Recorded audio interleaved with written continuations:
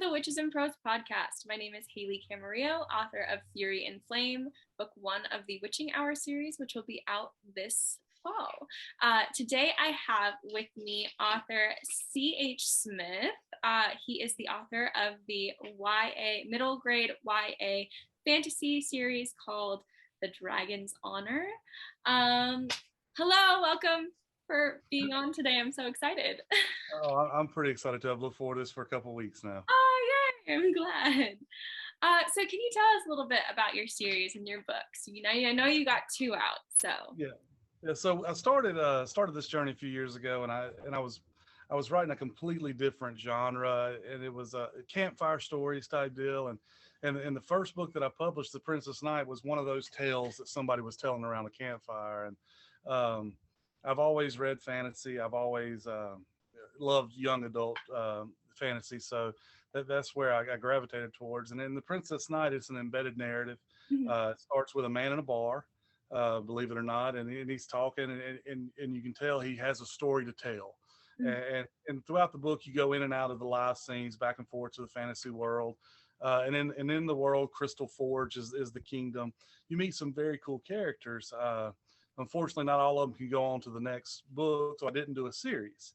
My next book that I published this past December, Nothing More Than Zero, is book 1 of The Dragon's Honor.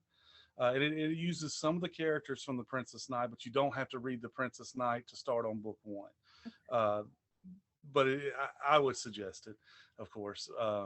And it is a very clean young adult fantasy adventure type, just a boy and his dragon taking on the world, so to speak. I love that. That sounds so fun. So, okay, so you mentioned that it kind of just started out from, campfire stories. What else inspired? Yeah, you get this question every time. Interviews, and everybody has the inspiration question. And all these other authors talk about these great books they've read, and that sounds wonderful. And I read a lot, but my inspiration comes from everyday stuff. The one thing that I found to be fascinating is I don't have a huge social media presence, not even in my private life, but I am on social media, and being able to keep up with friends that you haven't seen in 20 years, but heck, I know their children because I've watched them grow up. And just those types of things are where I draw my inspiration from, real life events that I put into fantasy. That is awesome. I love that.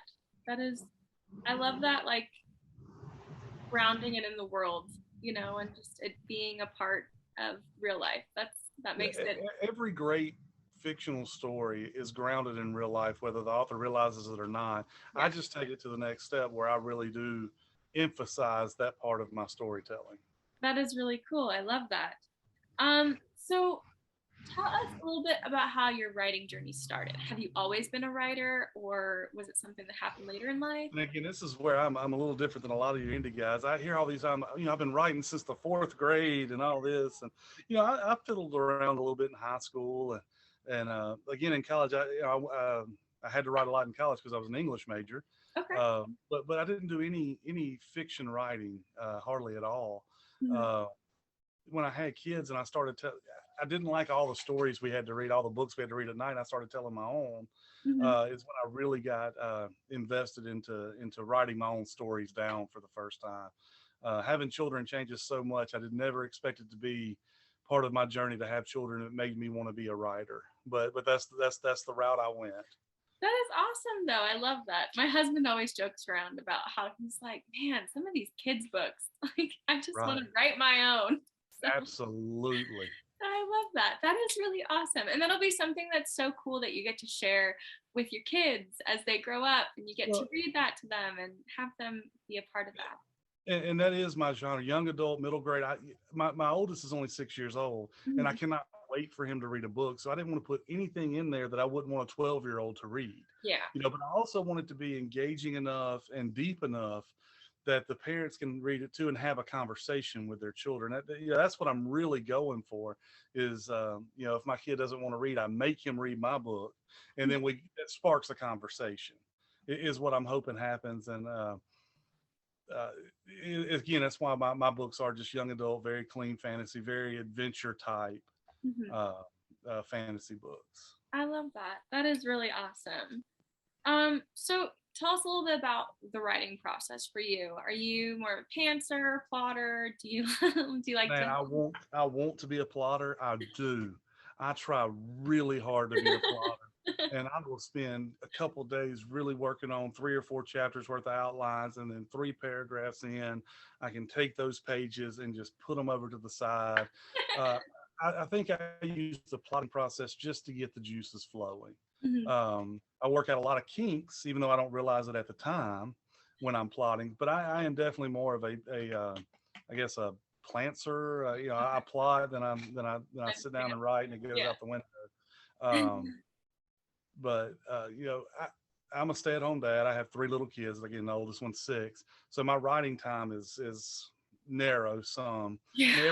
everybody has their obstacles. I get it, but when I do get a chance to write, man, I feast on it. So even if I don't have anything plotted or ready to go, I'm sitting down and I'm typing away. I completely understand. When we get those moments where no one's bothering us, where we don't have to go get juice or crackers or Yep. anything, you're like, let me get it. Let me get some words down. So I absolutely get that. So with writing your 2 books so far and your third one's coming out soon, what have been your biggest struggles with writing them? I wish I would take my own advice. You get asked a lot of time, what is a piece of writer's advice, you give to a new writer? Yeah. My thing is sit down and write, get your butt in a chair and get the words on the page. That's my biggest part. You cannot edit an empty page. And sometimes I'll procrastinate enough that I get out of the rhythm. And Hmm. once you get out of the rhythm, it takes you a page or two, a day or two to get back into it. Yeah. That is my biggest obstacle to overcome is being consistent in my writing process. That's yeah. I think that's really hard for a lot of people. It's and like you said, it once you lose that momentum, it's really hard to get that momentum back. It So is. it's yeah, that's solid advice. Um, so let's see. Okay, so do you have a favorite character in your books? You can Uh, have more than one. We can talk about it. Well, I have a few of my characters, come over from the Princess Knight, the standalone, into my series, and of course, the obvious answer is my main character, Jackson. But the favorite character I ever had a chance that I've written, I have 2, and I'm going to talk about both of them, dadgummit, because I can. One of she is a published character. Her name is Jazzy. She's a swamp fairy in the Princess Knight, and so my main character, the princess, she's traveling the kingdom with her talking canine companion, Shaggy Dog, and Shaggy Dog, he's a great character, but Shaggy Dog's the only one that can hear Jazzy talk. The princess can't. So when she says something that she wants to tell the princess that Shaggy Dog doesn't want the princess to know, he'll kind of skirt around it, and little Jazzy gets mad and fired up, she was a lot of fun to write.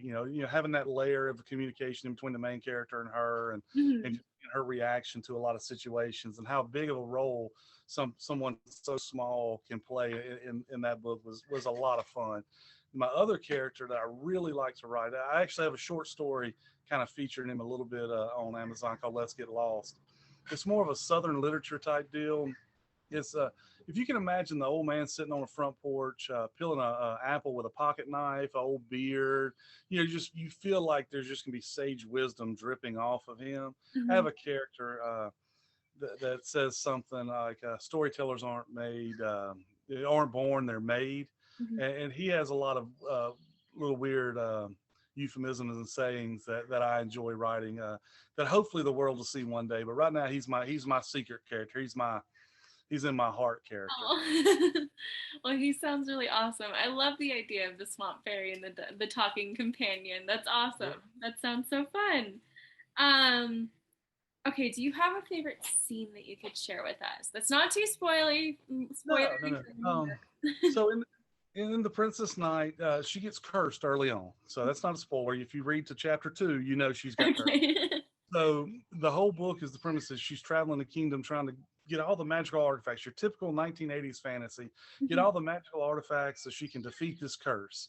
And one of the places she stops is a place called Houstonia, and she's working to get some magic armor, and as she's waiting, she sees a painting on the wall, and the painting is a young boy with tattered clothes, and he looks real beat up, but he looks determined, and he's climbing this mountain, and on top of the mountain is a pair of wings just lit up in a column of light.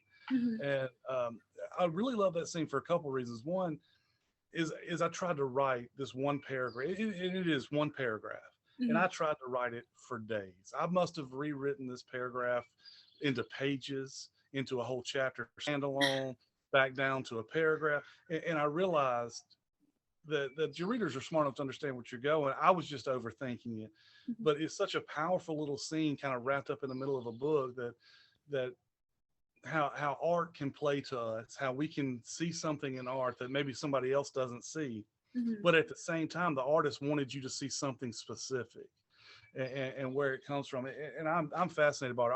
I can't draw a stick figure um, correctly, but I have a lot of admiration for those that can, and Mhm. to be able to put that in one of my books and then figure out how I'm going to describe it in my art form, which is words, and to Yeah. see how truly hard that was. What was a Mhm. lot of fun to write, and I think it resonates well on the page. Oh, that's awesome. That is really, really awesome. That's really cool. Um, I love that. So I think, let me make sure. I think we got through all the questions. We flew through those. That was really Yeah. awesome. We did good though. Um, Thank you so much for being on with me today. I had so much fun talking about you and your book. Again, you can pick up The Princess Knight, and I'm sorry, can you tell me the name of the other one again really quick? Book one of the Dragon's Honor series is called Nothing More Than Zero, Sure. and they're only available on Amazon. Okay. They are Kindle Unlimited, Perfect. so get out there and read them. Dadgummit. Awesome. And then can you tell us anything about when we can look for book two? Book two, which is untitled right now, Mhm. will be out by the end of the year. I'm shooting for. I'm actually going to go to the 20 Books Vegas show in the middle of November. It's a self-publishing convention. I hope to have it out before then, so I'm shooting for the early November release date. Awesome. It's going to be up for pre-order by the time I do my Kindle countdown deal for The Princess Knight, which is August 23rd through the 30th. You will be able to pick up Nothing More Than Zero for free the Oh, 22nd through about the 25th. I team up with a few indie authors, some great ones, C.K. Sorens, Luis Mejia, Catherine Graham. We do our Kindle countdown deals. We kind of coordinate them together so we can have um, a stronger voice. These are all writers that I've read their works. They've read mine. Not only they good writers, but they have great messages in their books. And so starting around the 20th will be our first Kindle countdown deal. I think C.K. Sorens is kicking us off this go around, and then I think mine starts the 23rd. So awesome. I will definitely have my pre-order up for book two then. Um, and it'll be a good time. So look for us around the 23rd. Awesome. Well, thank you so much. I'm definitely going to keep an eye out for it. And yeah, I wish you so much success. I can't wait for, that's so exciting that it's coming, book two is coming out so soon. Yeah, it's so weird. It I've done the rewrite and changed a lot and went back and struggled. Um, Princess Knight has been so well received, and then Nothing More to Zero is just a fun story. Mhm. Uh, but book two starts getting a little deeper into our main character Jackson, his relationship with his dragon Zero, and I wanted to get it right, because this sets up book three and book four, and the finale. Book two is the big one Okay. on the setup stage. So I want to make sure it's right. I want to make sure when you put down book two, you're like, all right, come on, CH, you need to get book three out now. I hope we hit it right. Oh, I think you will. I'm looking forward to it. All right. Well, thank you so much for having me. I do appreciate it. I've seen some of the authors that you've interviewed already, and it's some pretty humbling company. Well, thank you. I'm so glad to have had you on. I'm thanking you for being on. I love having you guys on the show, and I love getting to meet new authors and showing you guys to the world. You guys deserve it. So Thank you so much. no problem. And thank you everyone for watching this episode